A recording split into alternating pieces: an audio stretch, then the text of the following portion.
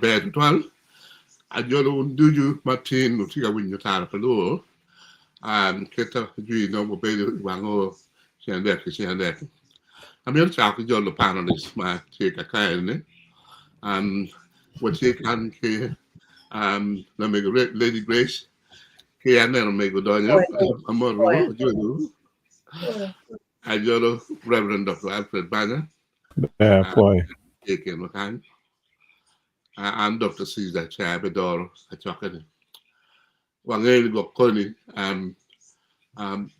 panelist mo kan donyo kedwet wano duan yang on la tie pol kilama po donyo tin tini wabilo ko lok me Adwogi Peny ke Kwan lo bachuri tutwale wajolo results me primary 7 ma ukati chambich mo kalone Adwogi me Kwan result ngan peer tech pilok mo pol peer tech bod ministry magen ni nyuri level me Kwan pen class bear any level na basic education in Uganda malu termo pol olo no enone kada ni cher malu don dan da ko pe sino ministry chika wa to tal ka den ge ker new results ma kate result per tech school a chel man new dear man yele kero kida grades manolo terno lebu yele manolo ponyo yele kere ma ngama travel ki yom chin makala no headmaster men yuro ke wa kida result ki take results per tech pelo nyoro ma ibinyu me go goel ki jela we go kono bela no giti e kwero kala para tenge dok yele magan yele melan la ten o kala kidon magi kana result per tech pela ten ni we ko yap you we la tin don kama en ramu don ye kido kama en ramu developing lu kidio ma yer nyo mechero e Kwan meteko nyo mechero kamede Kwan ni mi secondary school yo mana yang tie machalo medoni Kwan ni phone machalo grade 2 TCC donc loro donc kemel le phone no pole do be donc minimum grade 3 so donc combele donc peratin Ramadan a Kwan me be le phone at level of P7 miel ko Kwan utie kala no man kado tam me chero ka Kwan me be le phone sino amir bachini tie awali lo rio ni la ten madonyo e secondary school no la ten ma putiga don tiga yote we tiga yabe donc dans ke development part kidon development any nyange tiga mede the relative mede mon per tacto twal ni la ten mi ti ni sino mo mero pa duom kong abidugi loke la chen si amero ka duom kong Reverend Dr. Alfred Banya kong eno o mi tamme bene e loke ni lo me Kwan peloteno Be poi Dr. Caesar Romo winya awini yeah poi ma tek kitini waju ni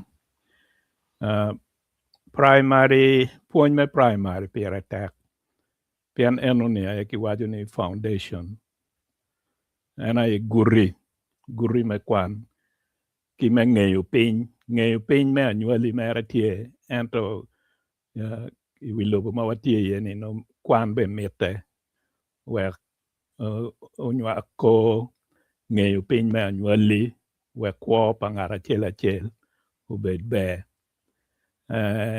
jo ken wa ne konya kwan pe pian pe romo no teaching ogini erne pe lo da kwan pe retek yabu wai kadi dong gwa kitik kita dano wajo kwede ene no po no ento no ingeyu piny i romo neno kid me kwo mabe ka gimotie ma kari wi lobo in bene no wanyo yabe i romo ngene pian pe ngeyo ka kwe mano kwo biteri ci pire tek pe ngari mo obwol lutino ne kwan konye pe ada anabera neno result me primary mukati enni atikane watika loke pe gine pe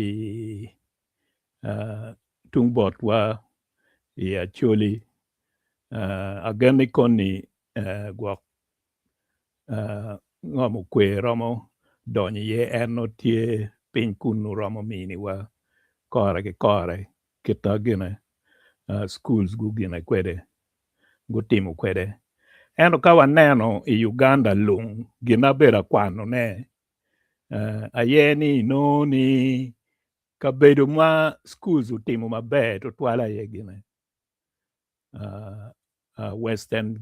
Western Uganda gina ye guno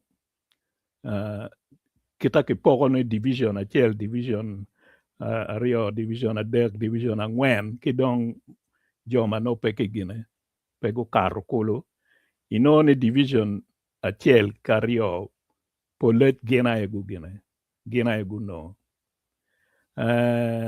kita kiwajo kwede bene ni Central ki Kampala ulugu ko Western Central ki Kampala gutimo maber ento kiwachi kine schools mogo mano yang timo maber to twale level gi ugirego udoko ko piny kibe gin ma neno report ma kiwaja yene result mogo put peke gine put po kati pien ni kwalo penyu beru tie put kitika neno kang'iyo tere kidong Eastern Uganda bene gutimo mabebe ento pe kit ma Central ki Western otimo kwede kitung botwa in Northern atikane i Acholi kita unung'eyo kwede wan pe watimo i ruom pa joni eno ni weng ento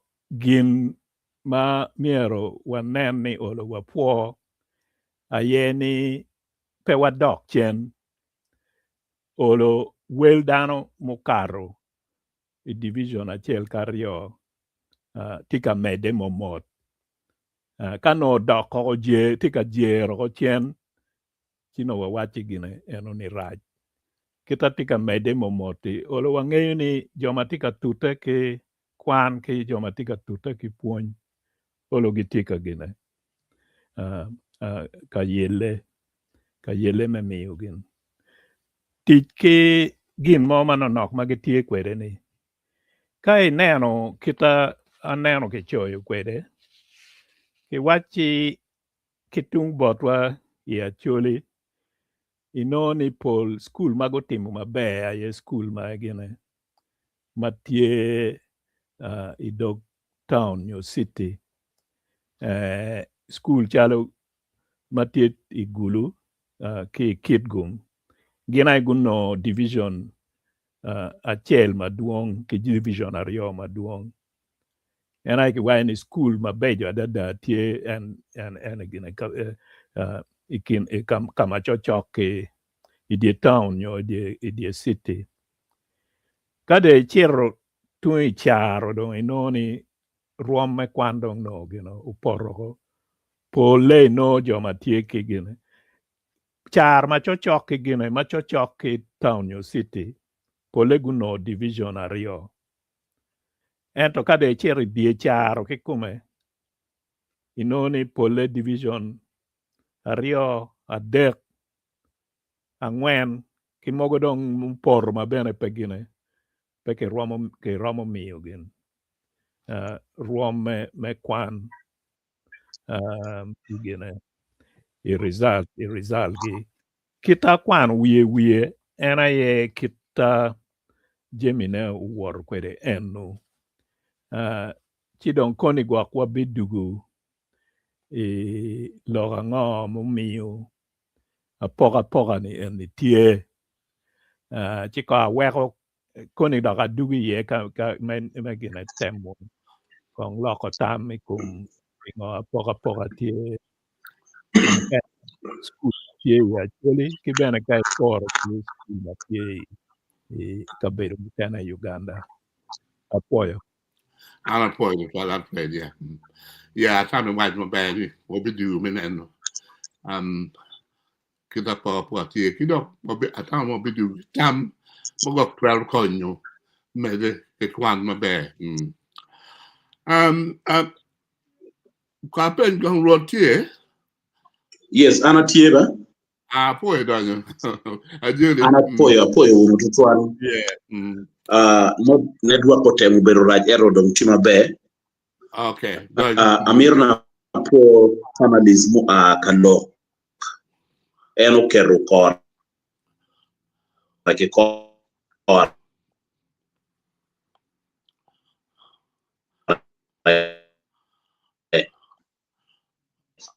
now you need to take a breaking man no ma eno kwano malo pe kit ti penyo ti mekere amir ni amok man ni pen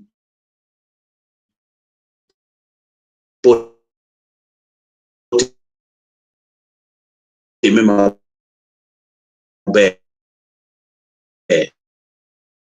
tutwale botwe kumara mi Uganda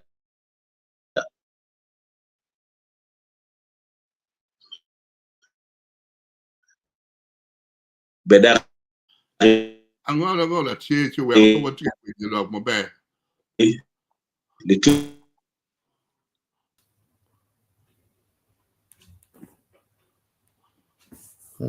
Rod man there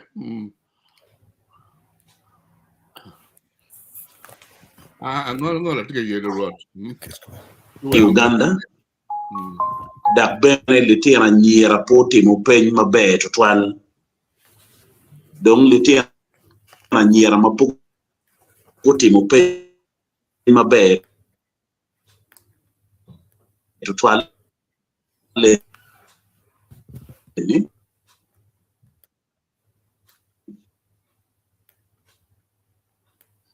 ti lok mamer wa lok wuna iye matot ento uye wek anakel man ami do mobi na gin schools pole good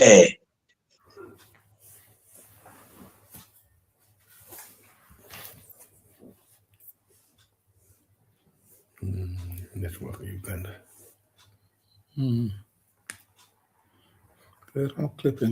Network tika yellow ne so dropping off.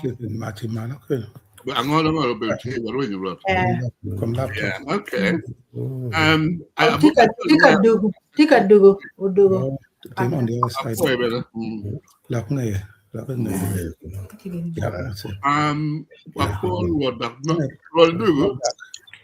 yes I do I'm gonna be here well poor better with your leg yeah made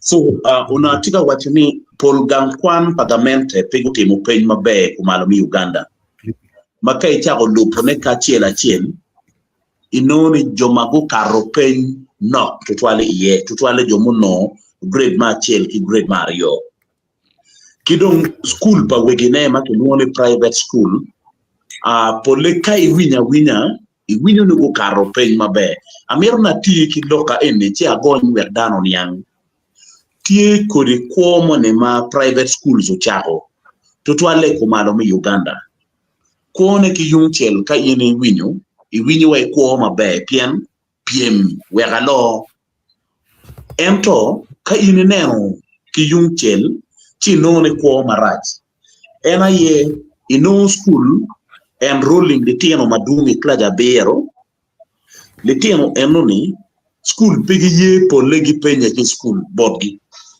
pien gi mero ni ka gien gi registering gien Pierre Ario ne weng unong first grade chi ino kom le tieno mia manugo bero ka Kwan P7 school Pierre Ario ekene ki ye penye chi kom Pierre Ario ni mukene school li no first grade Pierre Ario kom Pierre Ario chi gi cierro ka kwerne le tieno mukene ni gien gi kerro gi school mukene jalo school mukene pagamente ino le tieno enoni polebe ka ko tiere school mukene ni gina yegi no first grade ana neno wati any behavior ma pebe to twal pe konyo wa pien ma tien lo nyoro chulo go duchu ma kimire gan Kwan be peki poyu wila nyoro ne da tiem pitika tierro ka penye ene gan Kwan enoni kadum nieno ma inde tierro ka nongo result palatien ena yegi tierro ki poyu wi ni latini o penye ero peki kenyo piene ni ikare ma kitika ye ma giki empo qualifying meru lo gachiel ma mero ni aweko kumeno weko ni kinyam lok mario ma mero ni akel ena ye ka yini neno pol school pagamente ma uporni man school matika practicing 100% gin magamento kelo magi wajo ni automatic promotion ni latien kono karo unyo poro beo diero chere kilaji mukene latien enuni dong cero porro pen maraj iklaja biero ka ini wajo ni lop ko school e gonyo duchu ibino gin magamento kerri lok me Kwan tika yelo ko paletien tika weko pon dugute pien ikine no nyoro ngeya tini kono gi chulo nyo pegi chulo latien ma Kwano P2 ma biero mi Kwano P3 pien gamente don kelo latien cero more klaja biero anoni eni tika kelo pero ma diet tutwale ponye pien machalo lu nyoro inoni latien ma ke chwale gan Kwan be obeti kero mi bero kingech maromo ma wego ka kero pen en karo pen ento inoni en kuri tamugo magamento katikere en ma angera kibora ananoni tamera amene twero bero katiji country mukene eno no tiu e country kama practical telo yo Mario tiu e country kama ki yobo litiano mabe ero make one litiano ki gang mukene mano chamo mukene no po chamo mukene no ke dai wie mukene la tiem binu ki kira jiji ma papa ma eno no ki gang madong school no be obien kamatune ma cha mukene en system manyen eni weho matune bero tek weho ikin gina chen ma anatamo ni okelo porro pen maraj tutwale it school pagamente ena ye lok pagamente ma wajen latien pono latien mete latien no cero caporro iklaja biro lok ero ni bera ana mero na wek kititi kereni now gin madong ana mero ni akela ye akai neno subject marketing maraj loyo ena yo bero SST social studies ma atamo ni eni wang ma kumi Uganda mi winyo neni litiano porro SST unu record nyuru ni por litiano gen porro chura di porro lemo eto litiano ki porro SST iwangi por litiano duchu maka ilitiano kagamo rizale no latino no apara ngwen ere kuma apara ngwen no SST a beach kade kwanyo de kuma apara ngwen manyuri ni abu ngwen kade pogo kade ibi no latino no credit 3 manjuri latin eroni unotino kikero minongo first grade SST uchero nyano latino maraga rida eni beru biro pian tia loga mone kikelo i curriculum mi primary loga ma kikelo ni era kikelo pony manyem mawajo ni kiponyo latin let mamege kaingeye kiroyo latien iponyo ledmo kadong kichero kaponyo subject mainoni pol kare schools manok ena yegiti ka following gineni schools kene pay ka following amke lobo ko private school pol private schools piktika lopo system money manyaneni gentika tiki system wekle tiano ka pen amiro na mi man macharo la bol ka yene limo private school so tutwale we ami la bole kumana mi Uganda kan itam mi ario lo kila point mo ke ken ibi wina point mo nyani wan no tiyo point wa last year wan tika timo revision ke ken and it is a challenge pien kitor le tiano ki revision becomes ario nyobere terms ade olo kinying ni la tien be ka pen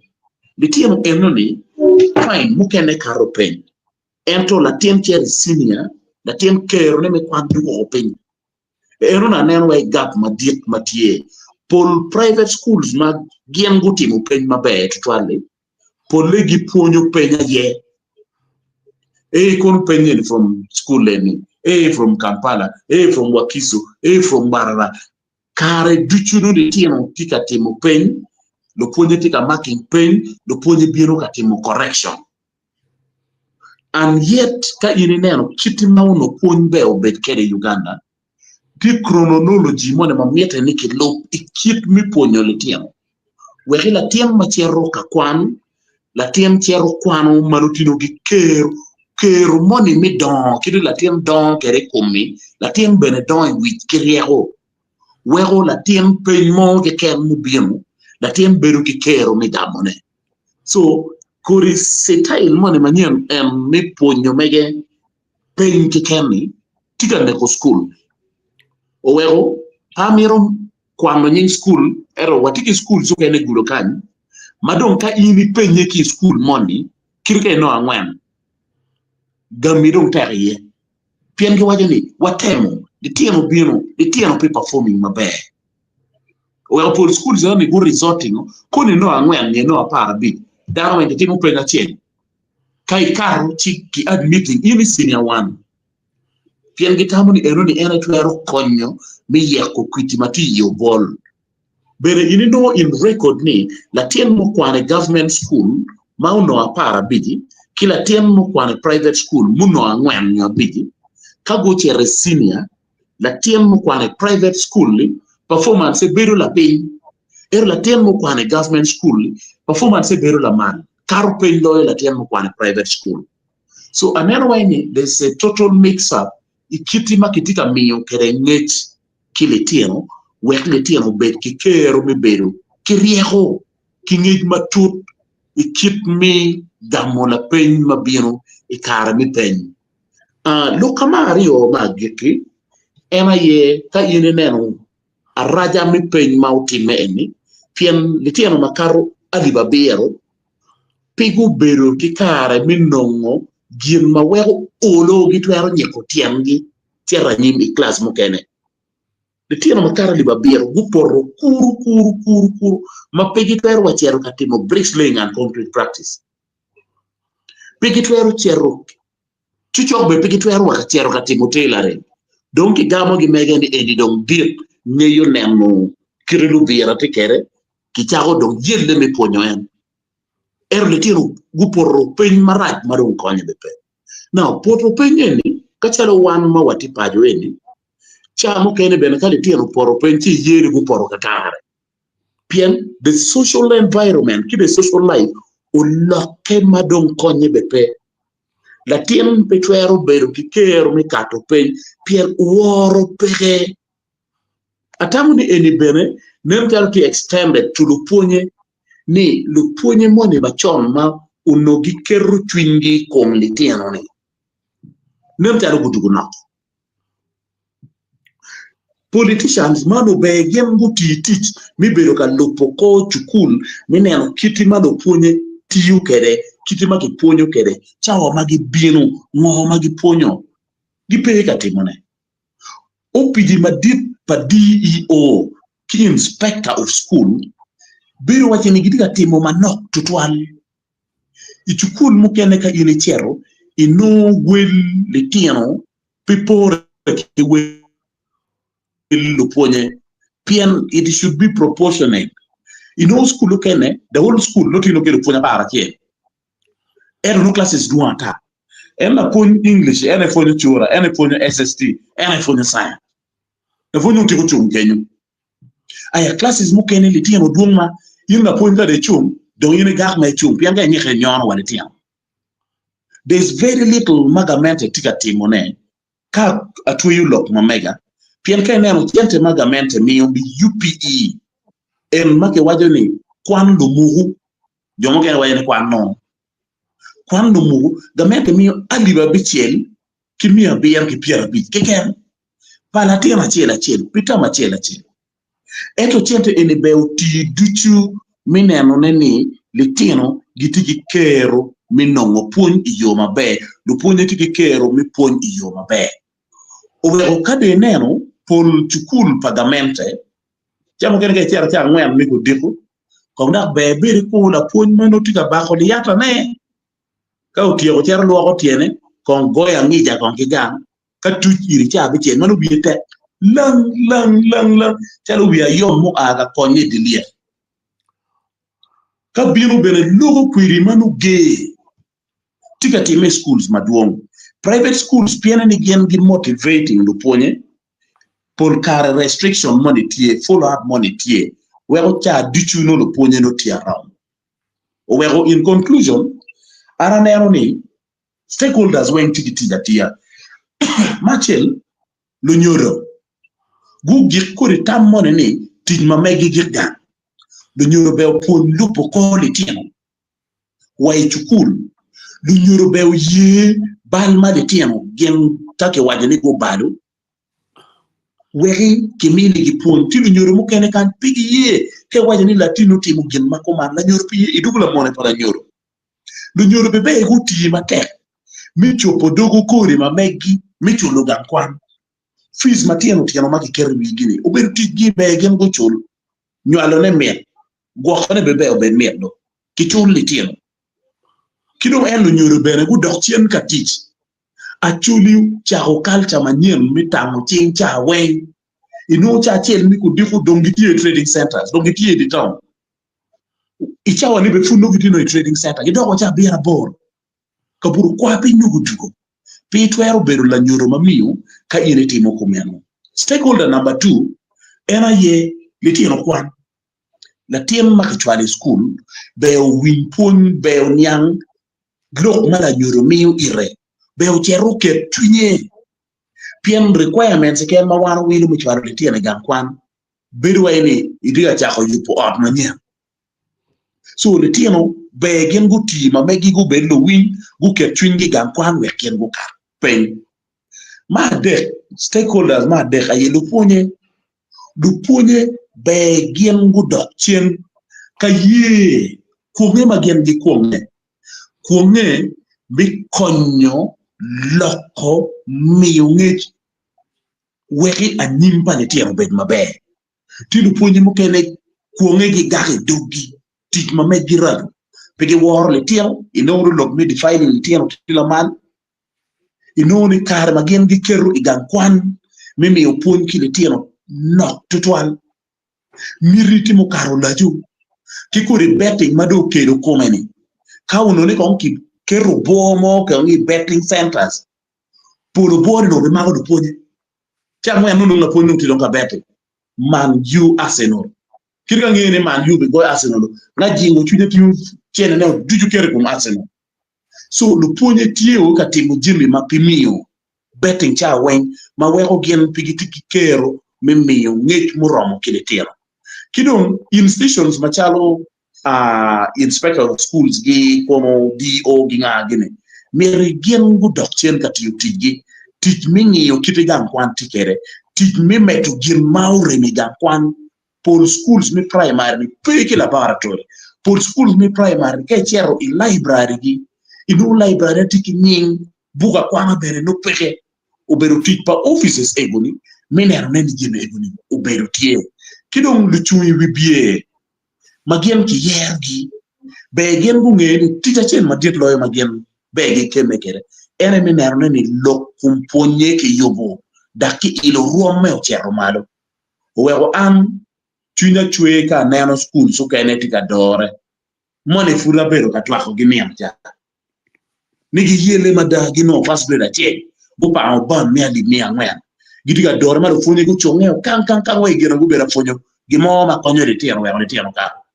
be gen kon go lock style gi pe no first grade achiel second grade piara bier we ario third grade piara ngwen we ade ki dong fourth abongwen ki yu para bichie chi tiero ka dore ana poyo tutwa Ana poi me da ruot. A jolo lok me kelo. Kona mera na gam lok me wa na chen mir win point. Ya kida mir ke me grom me library. A mir gam na ko. And then next one, it's a word in my kang. I really read that and you're the word in the Ana puedo doctor. Antina wanya yuana wurumuni en ye Charles Otola. Oi ko Okay. win kong ubini wang o kong tinin. What you're the Mr. Ko mudana mano noken. Apoyo matek panelists. Andwi awinyo radio metara malpalu ni machalo ki waka end up ki within the panelists. So andana chiel mano a lobo mache chok mada chitin apoyo me jolo an wek bena beri kin ukang wek awin kirano dor kede lok eni apoyo What you're the ma putal tipo ni ai che mi mezzo tame come lo prote. look me result ma obino ilo actually madube ki primary exams ma obino ni anena ni loke in machalo la do with topic komberi it team a lot of research nen chalo chi logo area maduong ma neno ni kauno ni pramo kete teach you no konya matek mada Yeah. Gima na ro medo ne mere ene ni look me Kwan ilo actually area ma wero result pe biro be duong ma bena amoro ni ikin lok me loro ma duong en yo weng guru en jem en mana tiga loro no yen bene mokwa ka ine neno family unit ikom kare ni inoni pressure ma family ti kwede cha mokene pe mio kare muromo bot lu nyodo meneno kira lo teno ma gin gi ti kwede tiga don kwede kene kare ma chon ka ini tigi lo teno kari ini tie gawnyo pe gam family onyo neighbor mano tie borikeno gineno kira no lo teno be tiga don kwede kidong village level when lo teno ma kid gi bejo nyo lo teno ma kid gi bene pe bejo no ki ngeo chi collectively dano neno kid mano ki romo duoko lo teno ma wigi no peti ma bene ko dugi line ma be kidong we are po kar ma wano wakwana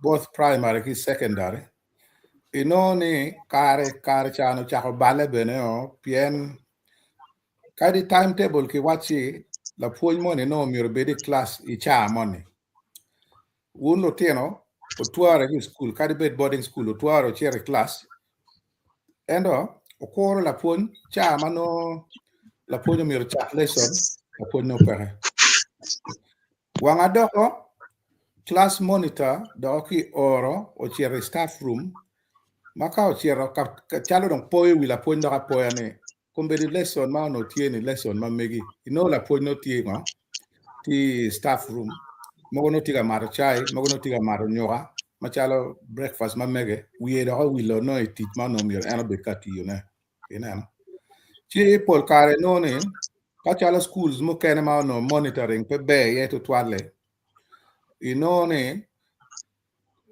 kom syllabus ki come pe ki tiero muno gin mo kwa maraj kidong ma ario punishment mo nyo consequence mo mala puonj eno ne no be skipping lesson bene no pere.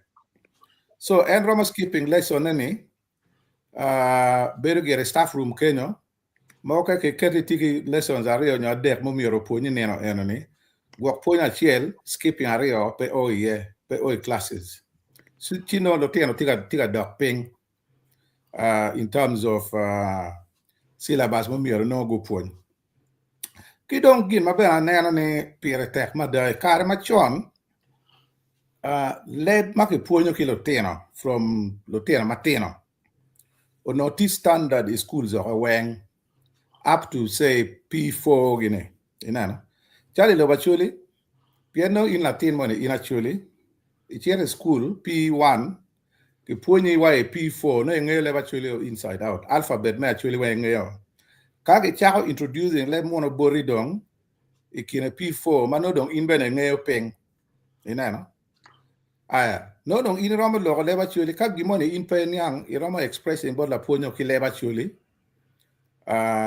wek no la puonyo explaining ngoma ki tiga tema terne bori ki le mono ni ena kombirga in chere schools NP1 ne winyo no getiga danga ki le mono ena no latini petiga ni ngoma en ben tiga lo nene ina so and is a fundamental confusion ma wega do tiano pen yang direction ma be mo miro go chere ye kidong me gikone pi tuno pi kombedi ni aneno ne gin madong pier tek lo weng enani peni dana mo ke kendong Roma chero ka puonyo lutino ineno pieni kare eni de none po mier bene chere TTC onyo mier pe chet ka mo inoni ngare mo ne no tila puonyo ineno eno no chero ka puonyo mire nyeo donyi payroll me local government eno no agenda ne tieni gwaktika mero some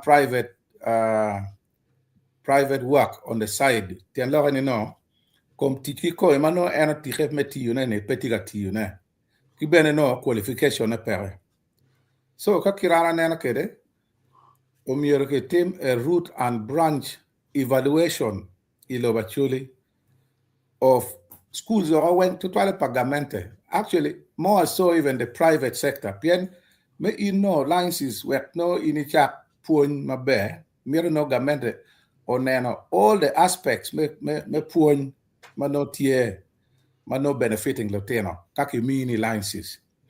Actually, I'm happy to report one of our Acholi community members Mati UK can take school le Pajakwida. I think it is the only school, it is a private school. School pa Wubieni Gupenye, the whole students on first grade, 100% result. Second grade, down well no first grade. The best on habitual, kidong the worst first grade on aparachiel. Ma eronika no kiramo na formula ngo ma gengiti atemna school eroni. We're replicating or chere other schools.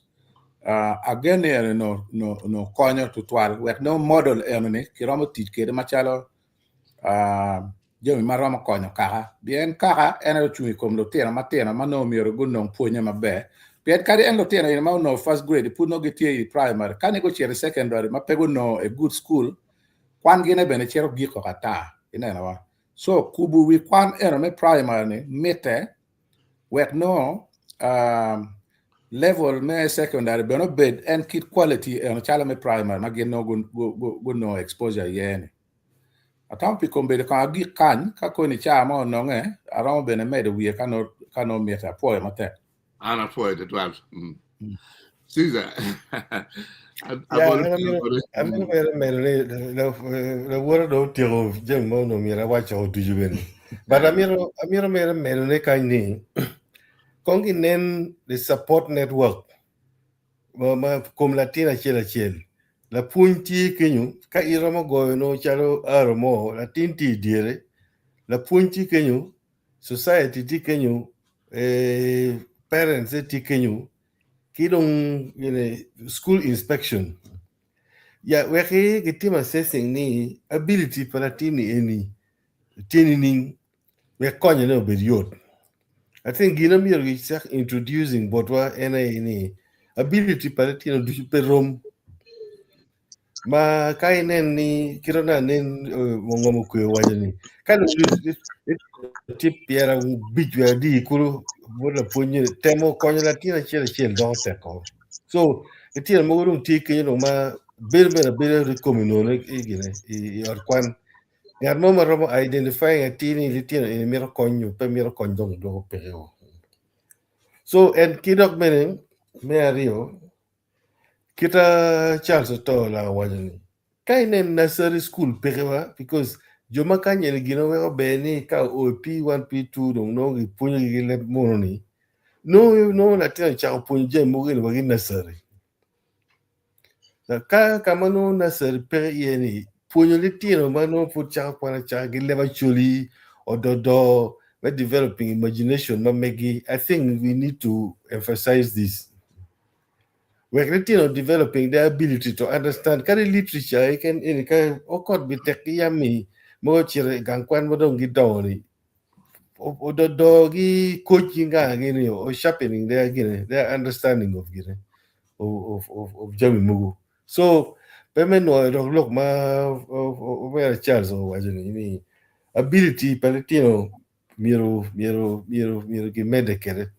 Kumbiri in Gangkwan Muti Matiti Munama Bay, Gangkwan Mugu Petiti Munama Bay. There needs to be some kind of parents association, not wrong way. Gangkwan in the Kotium Bay, Nining. Working young, working Punyi is supporting Gin, who was she, one what Timo command, Gin Jumon, Timo command, the Romo inspection period tech.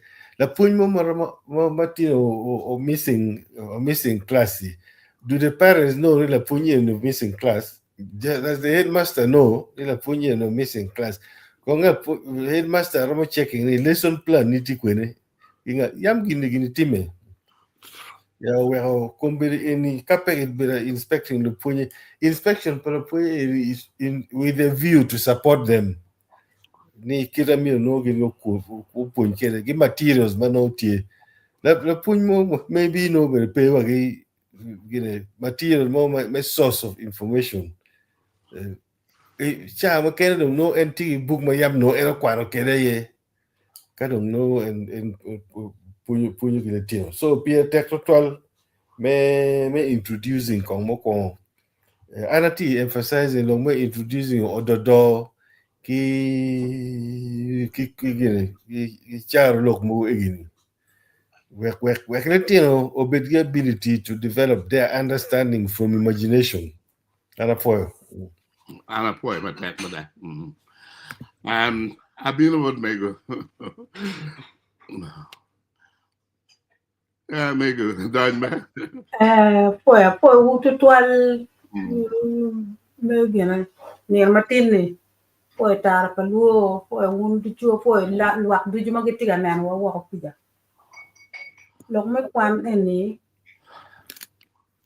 do yegi o ikare eni kar ma chon mo kwan pier tek tuan kari bedu tem no cher school ma dong gidon mo ka dong tem cher school no tigi mo ka bor ka ma cha chon no mo ka bor ma let no mo ka pa futia ko P1 no na sari pe ke bor bi ba lu fonye kar te ama no gen lu fonye ni kong bene wek la fonye mo no cher ka fonye school no primary no la fonye ma bene kong do ko cher kwan me fonye kira ke no ko a ki TTC ka cher ka fonye school money maru ame bene tie me bene la fonye kono ka da bere kono deputy kono bere headmaster ge nga ge no school ge bene no tie ti pa nge kom kar don wa lo mo atok lo yen la wo ma cha bier mu kar ko won wa lo me kwan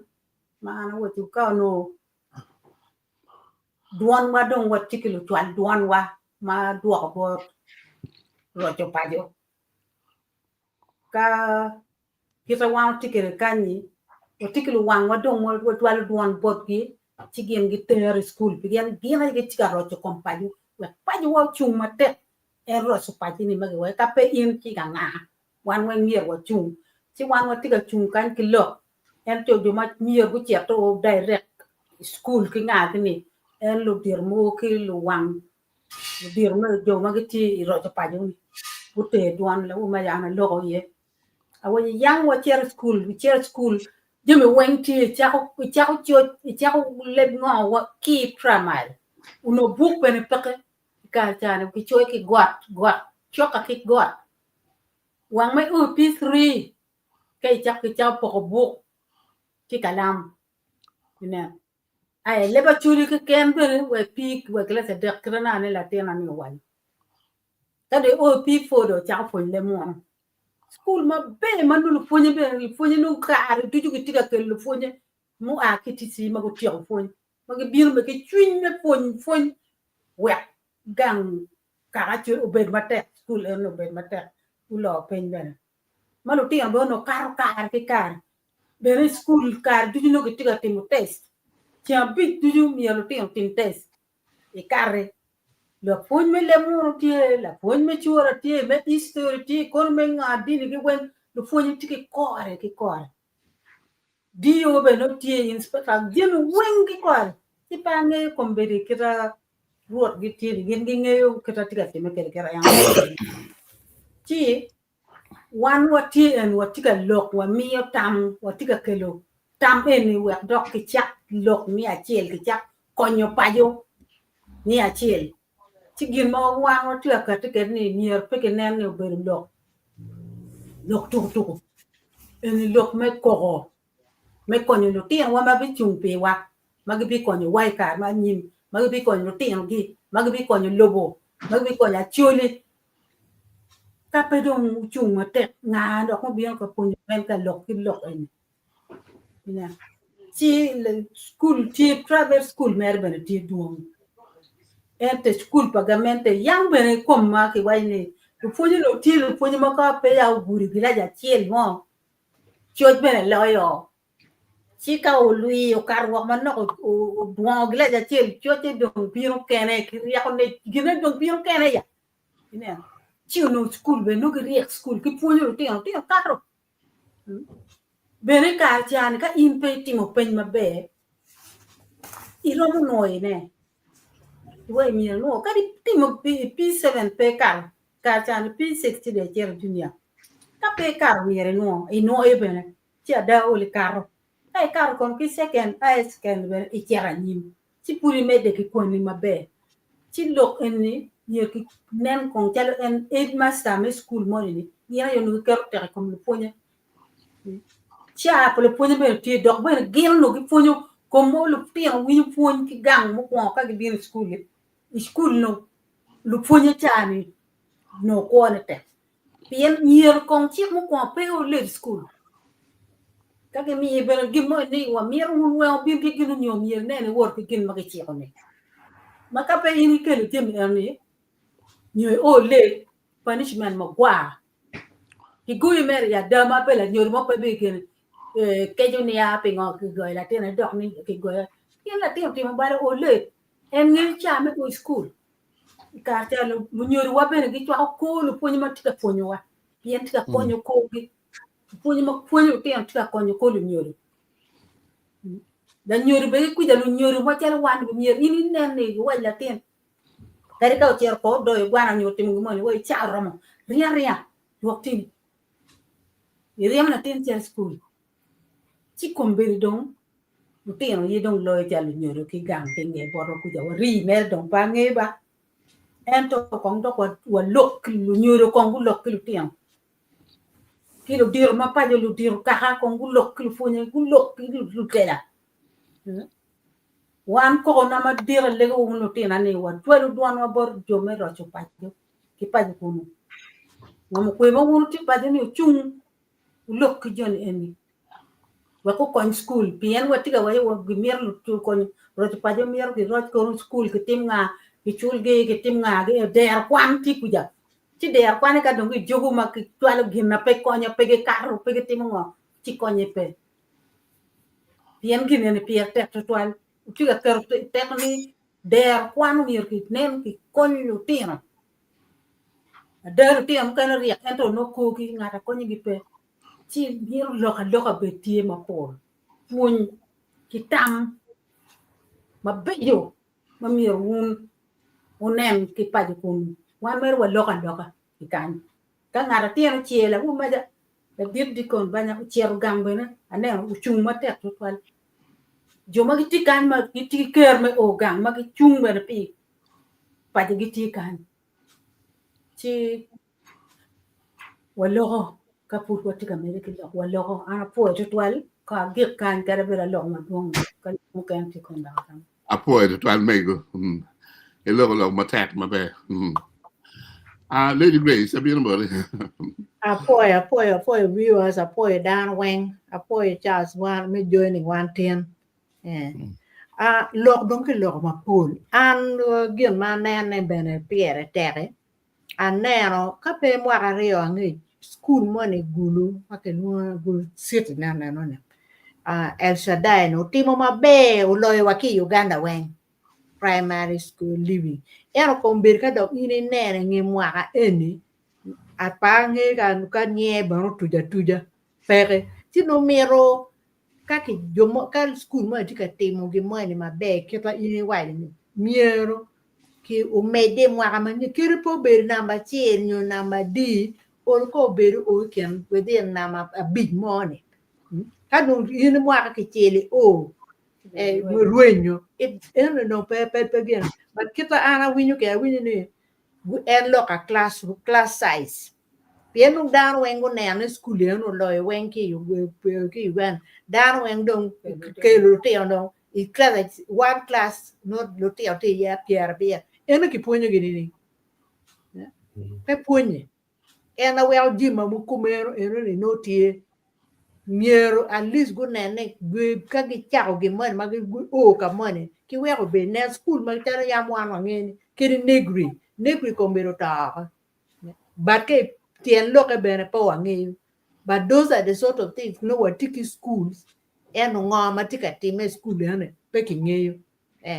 Mamiero irocho painenta mier ki bet ki lok me education. Der kwana mier gu bet en ki jin me nero ngoma tika monitoring. Ngoma tika time primary schools.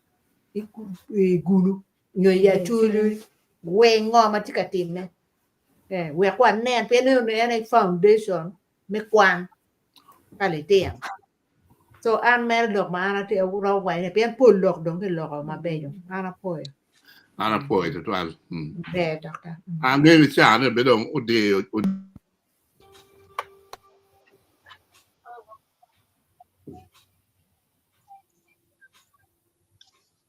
Stay on mute. Dr. Caesar, stay on mute.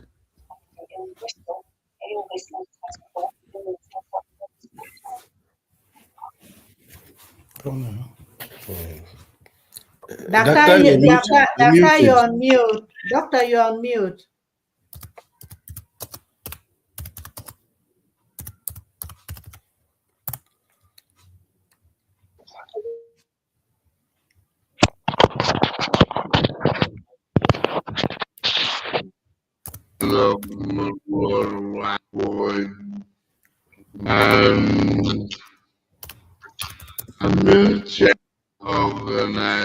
Mike, but Dr. Petima Bear. Yeah, oh dear, we did it.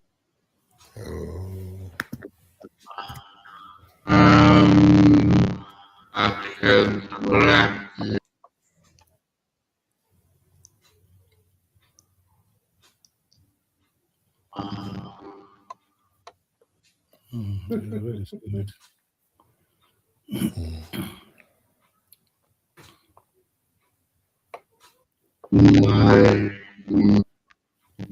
Doctor, I think you need to come off and then come back on again.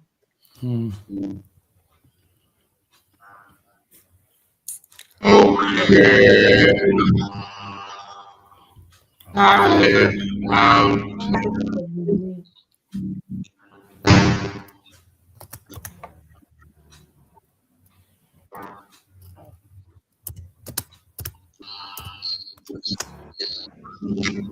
Yeah.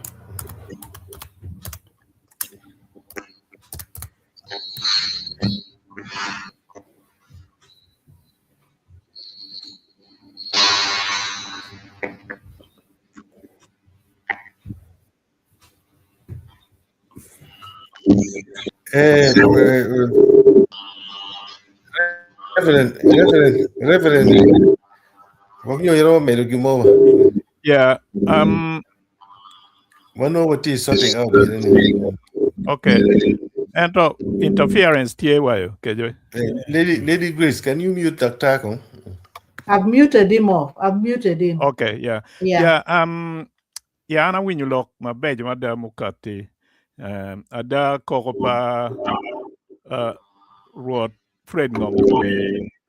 Maantie on the ground paju kwija. Makok pi kita por mogo maluteno poro. Nen leta dani. Mere chwer gina chwer chwindano.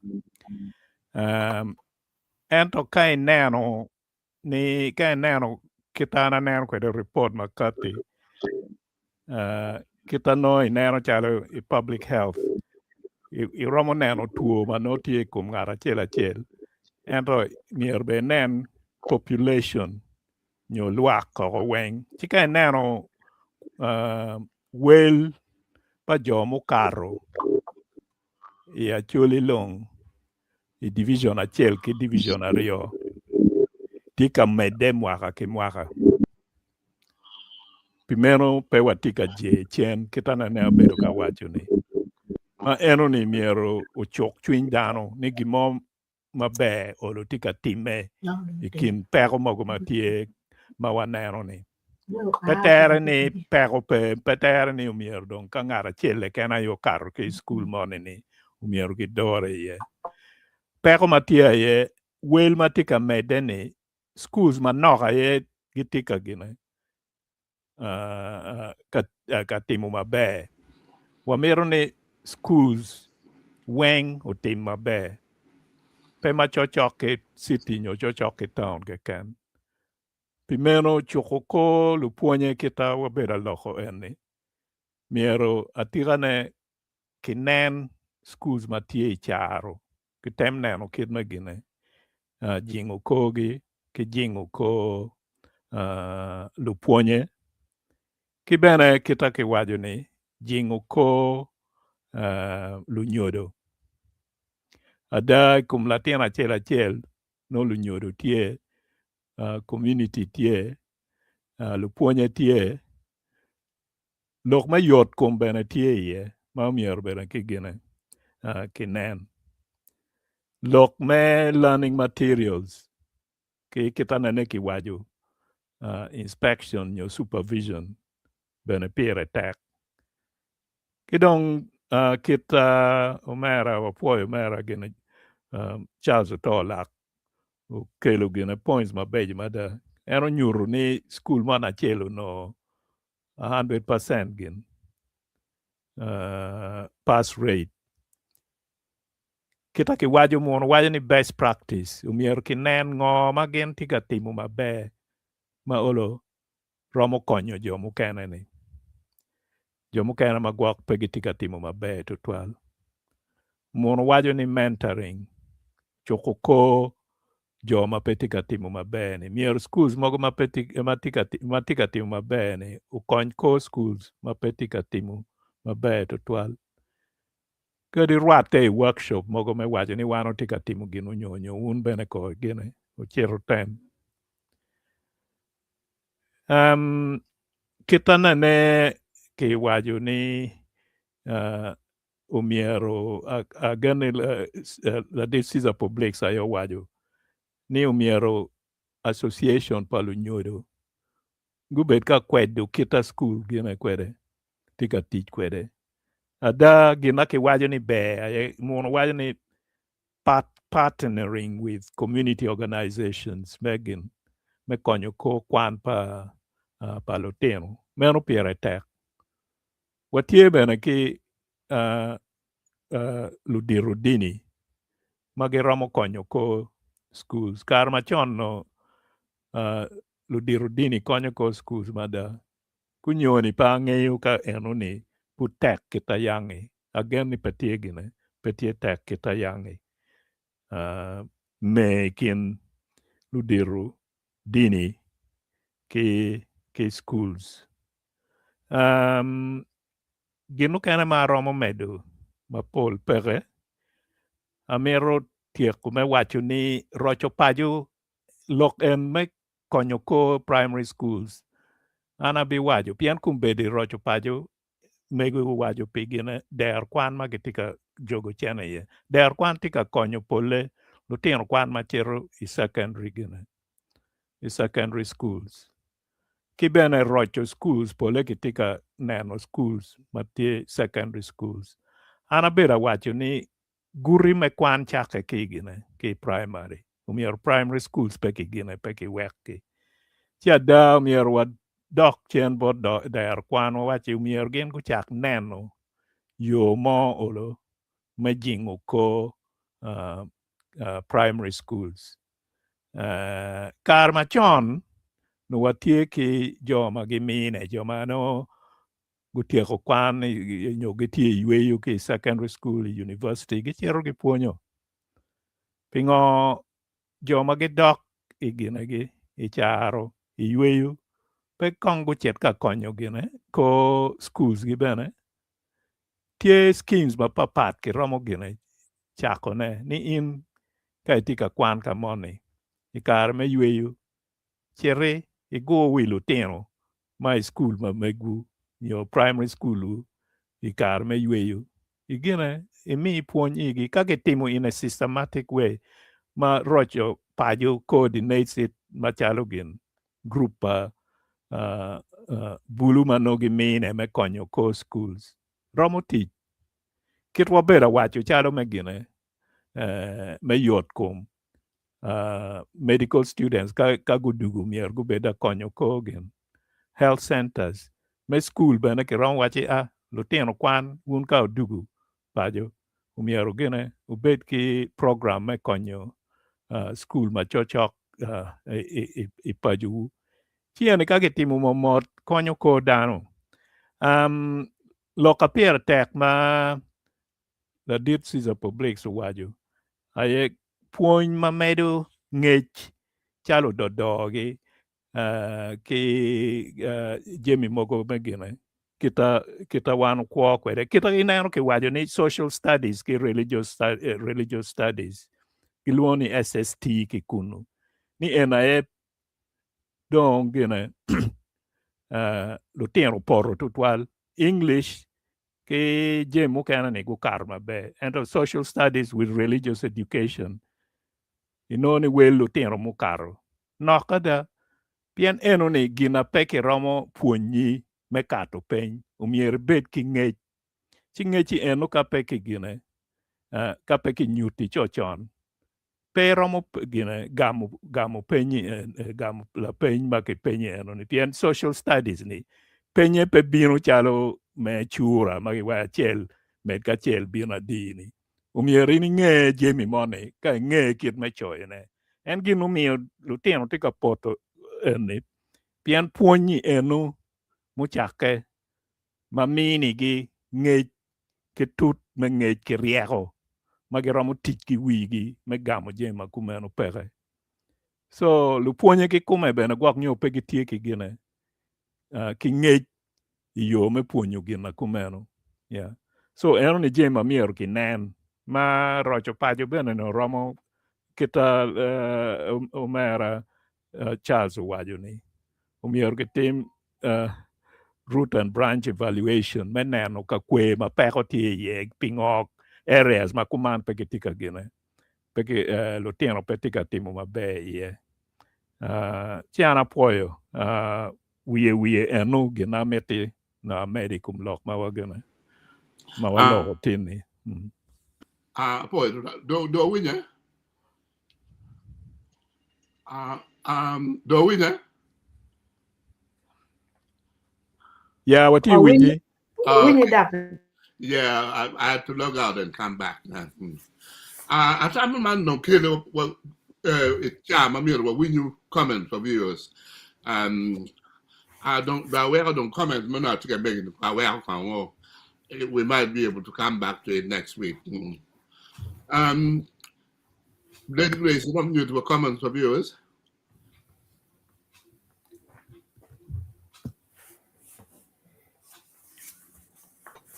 comments here. I need to get somebody to help read it. Yeah. Dr. Caesar. Okay. I can't tell Kong. Grace Okot or First Lady has just woken up to implement what she learned from Sweden while in exile, but she did not group it well. Unfortunately, she is implementing what is not functional in Africa. I think it is local syllabus man magalaon for.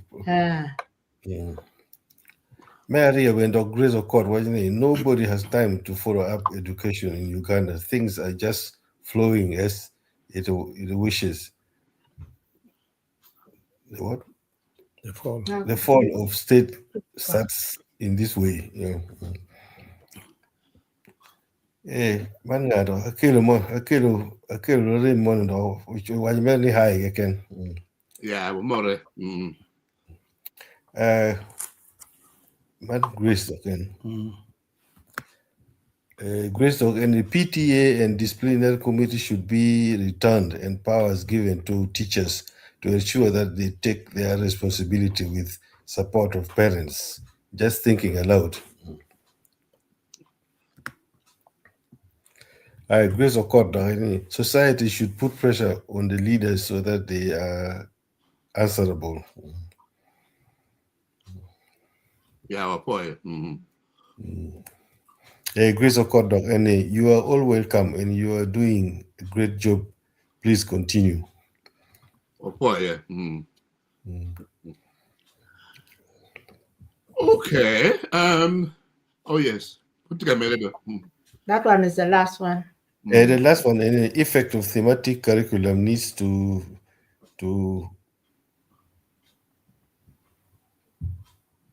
be well studied too. Yeah. What's the effect of thematic curriculum? Yeah. And the effect boy, to try and comment for viewers. Oh boy, look, my panel is the low. Man no me kill what you get may you penny. Kun what you do ni food wa good we are good at me what do send up it's a bit my meal. Atam Lady Grace at Robert back then in the program. Okay, for viewers, the panelists wing one name will not be at a binne, the Jacamana. Boy. Oh, boy.